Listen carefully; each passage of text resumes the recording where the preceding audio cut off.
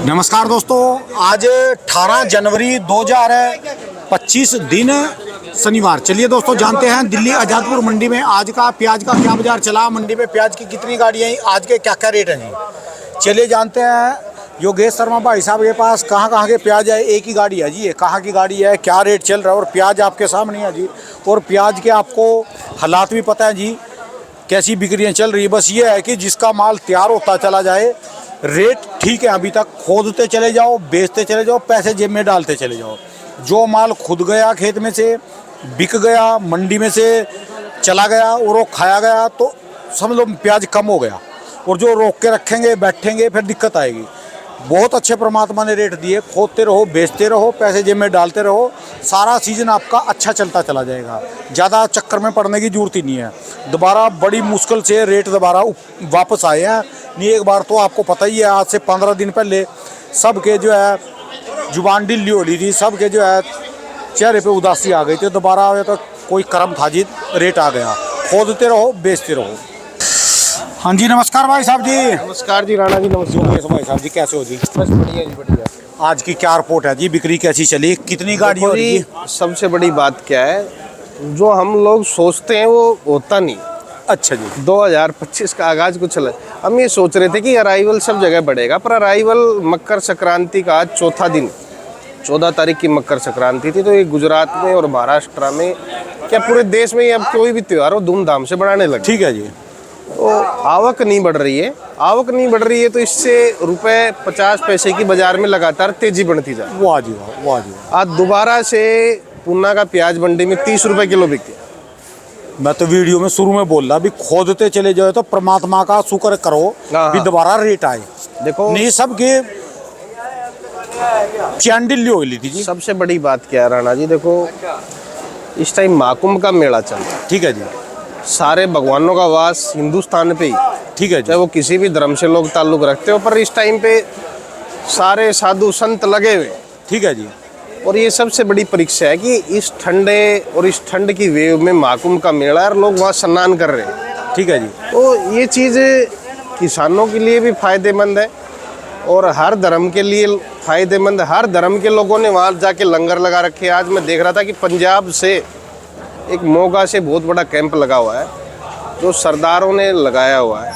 तो हर धर्म की मर्यादा बनती है कि किसी भी आजकल किसी का फेस्टिवल हो और किसी का कुछ हो तो अच्छे धूमधाम से बनाया जाए। ठीक है जी। तो बड़ी खुशी हुई मेरे को, आज मैंने देखा, जजमेंट देखा, उनकी किचन रसोई देखी, मीडिया पे न्यूज़ पे मैं देख रहा था सुबह। तो ऐसे ही हर धर्म को साथ निभा के रहो, जिससे हमारा देश आगे बढ़े और सच्चाई और ईमानदारी के साथ चले। ठीक है। आज की रिपोर्ट क्या है जी, यहाँ कितनी गाड़ियाँ आ रही है भाई? देखो जी, रिपोर्ट जो राणा जी 17 गाड़ी है, 5000 कट्टा अलवर और फिरोजपुर जिरका का। ये कहाँ वाला है जी? ये नीमच मंदसौर से लगी है। अच्छा, ये गाड़ी? हाँ, ये हमारे वहाँ से अमित जैन जी भाई साहब वो भर रहे हैं गाड़ी। अच्छा जी। तो इनकी आज ये कल का माल था, ये बिका है 20.5 रुपये। 20.5 जोड़ फोड़ जो बढ़िया माल है वो 24 रुपये भी बिक रहे हैं, 950 60 एक आधा लाट वो भी बिक रहा है। अच्छा जी। जैसे क्वालिटी बढ़िया है तो थोड़ा अच्छा बिक जाएगा। अच्छा जी। बाकी ये मान के चलो, एमपी के मालों की जो पोजीशन हमारी मंडी में 20 रुपये से लेके ऊपर में 24-25, 20 से 24-25 एमपी, क्योंकि क्वालिटी नहीं है। और पूना की बात करें तो 25 रुपये से लेके 30-31 रुपये की पोजीशन पूना की। पूना की। अच्छा। गुजरात की बात करें तो गुजरात भी टाइट है, 24 रुपये से लेके ऊपर में आज जो गुजरात बिका है 29 रुपये तक बिका। वाह जी वाह, वाह जी। और इसके बाद बात करें हम नासिक की, तो नासिक की प्याज हमारी मंडी में 25 रुपये से लेके ऊपर में 28 रुपये किलो की पोजीशन है। ठीक है जी। और इसके बाद जो बात करें गोंडल वोंडल से जो इलाके आ रहे हैं, ये सब बिक रहे हैं 23 रुपये से लेके 25, 26, 27 रुपये किलो की पोजीशन। ठीक है जी। तो बाजार अच्छे हैं। अलवर और जो फिरोजपुर जिरका की प्याज यार, ये भी आज अच्छे रेट में बिक रही है। 18 रुपये से लेके ऊपर में 24-25 रुपये तक की इनकी भी पोजीशन है। अच्छा जी। तो बाजार अच्छे हैं। जब तक पीछे देशावर में अराइवल नहीं बढ़ेगा तब तक बाजार चलते रहे। ठीक है। अब ये अराइवल देखो कब बढ़ जाए, सोमवार बढ़े, मंगलवार बढ़े, ना बढ़े, 10 दिन ना बढ़े।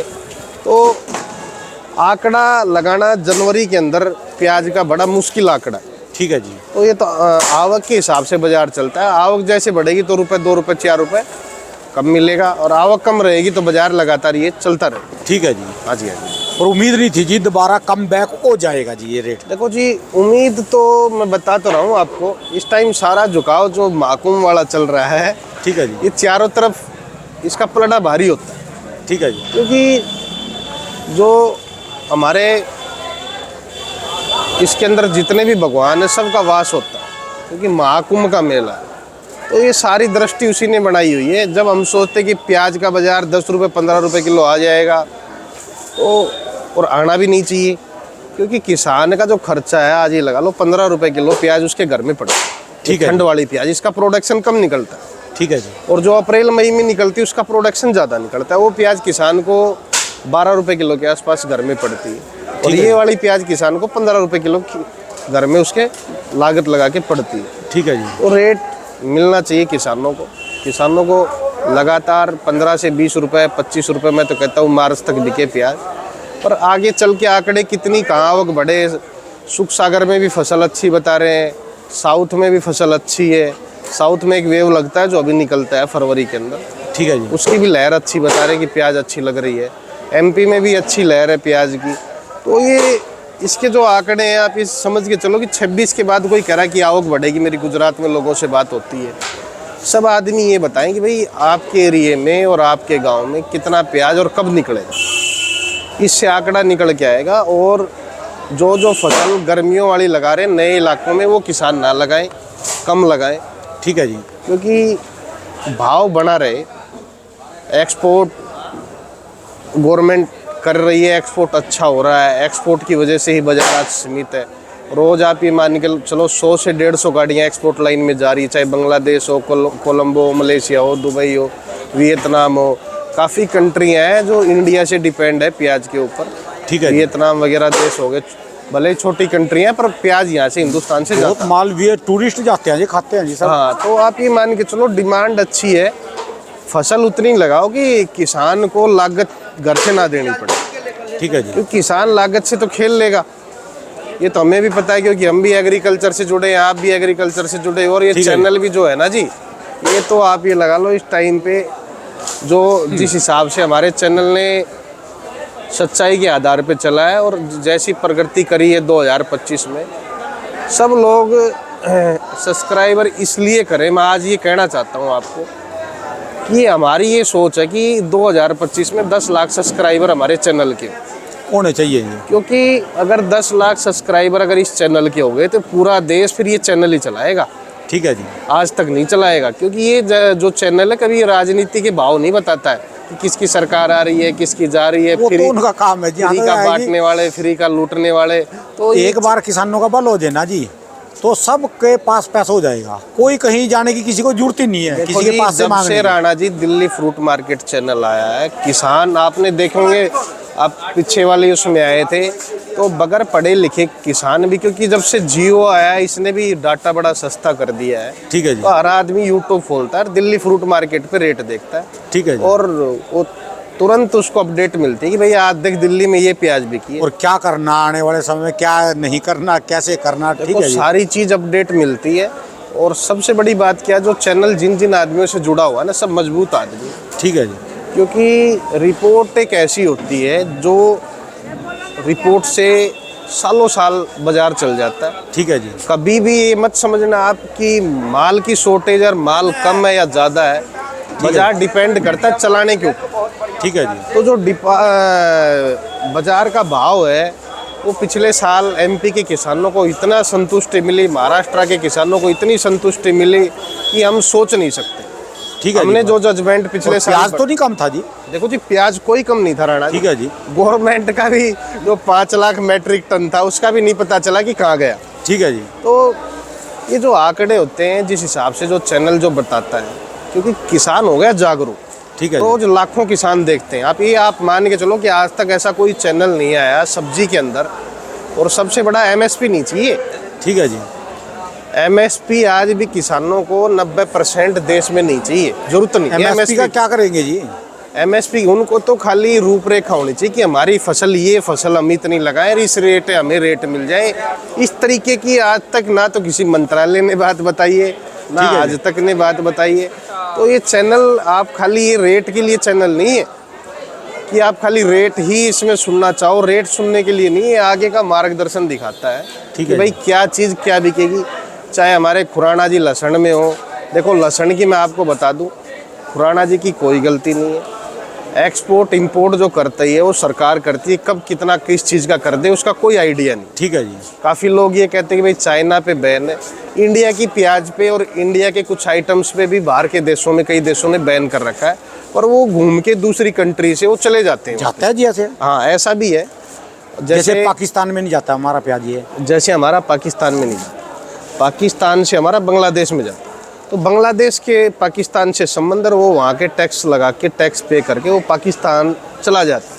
ठीक है जी। तो इस चीज़ पे आप डिपेंड ना रहे कि भाई हमारी एमपी वालों की, राजस्थान वालों से नहीं बनती तो दिल्ली कैसे पहुँचेंगे। ठीक है जी। दिल्ली यूपी होके पहुँच जाएंगे। तो इसी तरीके से है, आप इस चीज़ में मत पड़ो। लहसुन अच्छे रेट में बिका था और लहसुन का अच्छा आगाज़ था। साल 2 साल कभी भी कोई फसल लगती तो बिकती है, और लहसुन टाइमिंग उसका पूरा हो गया। ठीक है। अब हम कहें प्याज का जो राणा जी, नवंबर, दिसंबर, जनवरी, फरवरी, मार्च, इस 5 महीने में कोई प्याज के भाव का आंकड़ा नहीं रहता है। ठीक है। जो प्याज का भाव का आंकड़ा रहता है अप्रैल से लेके और अक्टूबर तक का रहता है। ठीक है जी। कितनी स्टोर रखा जाता है, अभी नई फसल है, इसका कोई आइडिया ही नहीं होता कहाँ कितनी लग रही है, कितनी आ रही है। ठीक है जी। तो लोग ज़्यादा से ज़्यादा इसमें, ना खुराना जी की गलती है, ना हमारी कोई गलती है, ना किसी टमाटर वाले की गलती। आप फसल ज़्यादा लगाते हो तो इसलिए फसल आपकी मार्केट में कम बिकना स्टार्ट हो जाती है। अब इसका सोच रहे भी 3 गुना लग रही है, बताओ क्या करेंगे? तो वही चीज़ मैं आपको बता दूं, आप सारे बंदे भी जोर मारे, सारे साइंटिस्ट जोर मारे, जब प्याज की गाड़ियाँ इतनी आके खड़े हो जाएंगी, जिस हिसाब से बताई जा रही है, कौन खाएगा इतना? देखो जी राणा जी, यही चीज़ें हैं समझने के लिए। आप ऐसा कभी काम मत करो, अगर आपके पास 20 बीघा ज़मीन है तो आप एक ही फसल लगाओ उसमें। ठीक है जी। अब क्योंकि देखो आजकल हर चीज़ महंगाई है, महंगाई के हिसाब से आप डाइवर्ट हो जाओ। भाई 20 बीघा है तो 5 बीघा प्याज लगाओ, 2 बीघे में लहसुन लगाओ। आजकल 3 बीघे 4 बीघे में अमरूद जो गर्मियों में निकलता है उस टाइम के हिसाब से अमरूद लगाओ। और काफ़ी चीज़ें हैं, गेहूँ हो गया, धान हो गया, जिस एरिया में जो फसल लगती है वो लगती है। 36 हट पे हैं जी, कहीं भी अपना डाइवर्ट हो सकते हैं जी। तो आप इस चीज़ को लेके चलो कि भाई हमारी 5 बीघे में फसल 5 लाख की बिके और 15 बीघे में हमारी फसल 2.5 लाख की बिके। ठीक है। ऐसा काम मत करो कि 20 बीघे में आप लगाओ तो सारी 2.5 लाख की ना बिके। ठीक है जी, बात आपकी। क्योंकि सबसे बड़ा आंकड़ा क्या है मैं बता दूं, 20 बीघे में अगर 7.5 लाख की फसल बिकती है डाइवर्ट हो के, और आप एक ही फसल सारे किसान लगा दोगे तो 2.5 लाख की भी सारी नहीं बिकेगी। ठीक है तो जी। उसको डाइवर्ट करो, गेहूं की जगह जहाँ लगाना गेहूं लगाओ। आप ये मत सोचो कि मैं सारा प्याज लगा देता तो मैं 1 करोड़ का बिक जाता। ये नहीं पता कि अगर तू सारा ही प्याज तुम लगा देते और भी लगाते तो हैं जो तुम्हारा ये प्याज 2 बीघे में 4 लाख का बिका है, ये 50,000 का भी नहीं बिकता। ठीक है जी, बात तो आपकी। इस सोच को मत रखो, आगे की सोच को रखो कि भाई हमें धीरे धीरे बढ़ना है, बूंद बूंद से गड्ढा भरता है। तो ये मत सोचो कि एक रात में जो आदमी पैसे वाला बनता है ना, वो अगले दिन कंगला भी हो जाता है। ठीक है जी। तो धीरे धीरे सोच को जारी रखो, आगे बढ़ो, आगे बढ़ने का टाइम है।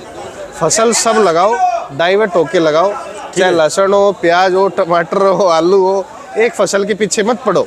ठीक है जी। बाहर से ये चीज़ खोज करो कि जो 700, 800, 1000 रुपए किलो में इंडिया में जो आके चीज़ें बिक रही है, उसकी खोज करो कि इसका बीज कहाँ से क्या लाया जाए, कैसे लगाया जाए। ठीक है जी।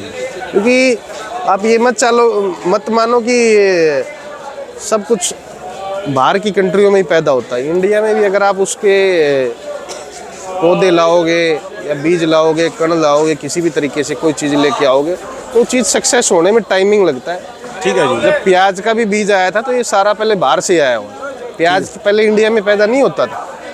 ये जो हमारा पंजाब प्रांत था, हिंदुस्तान अलग होने से पहले प्याज की जो खेती होती थी वो हमारे पाकिस्तान के प्रांत में होती थी। ठीक है जी। जो जब से 1947 से देश का बंटवारा हुआ है, तब से यहाँ सिंधी लोग जो आए हैं पाकिस्तान से, तो यही प्याज लेके आए थे, यही बीज लेके आए थे, यही कण लेके आए थे। इन्होंने ही प्याज लगानी लोगों को सिखाई थी।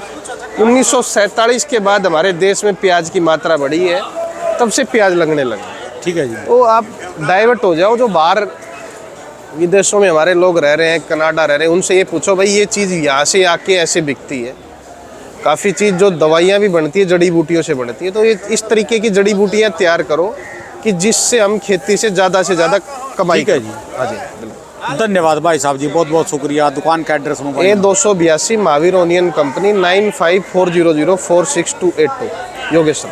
धन्यवाद भाई साहब जी, बहुत बहुत शुक्रिया।